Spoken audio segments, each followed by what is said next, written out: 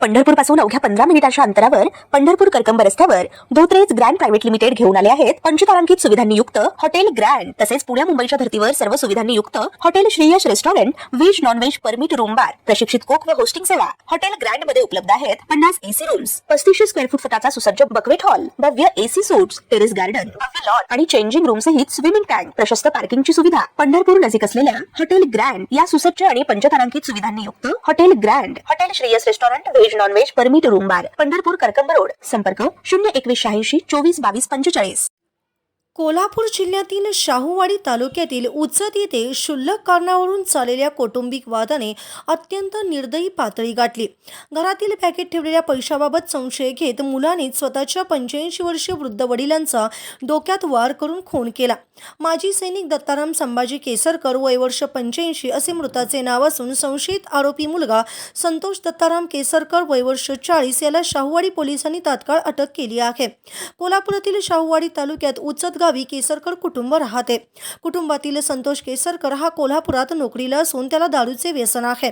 गुरुवारी संतोष हा कोल्हापूर येथील नोकरीला निघाला होता, तेव्हा घरातील बॅगेत ठेवलेले 9,000 रुपये सापडत नसल्याने त्याने पत्नी साधना, वडील दत्ताराम आणि कुटुंबियावर संशय घेतला होता।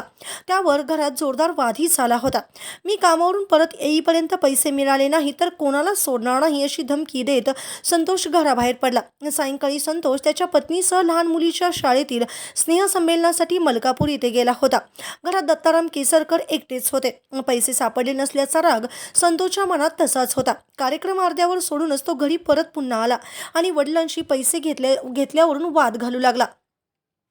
वाद विकोपाला जाऊन रागाच्या भरात संतोषने दगडी वरवंट्याने वडिलांच्या डोक्यात वर्मी घाव घातला। मोठ्या प्रमाणात रक्तस्राव होऊन दत्ताराम खाली कोसळले आणि त्यांचा जागीच मृत्यू झाला।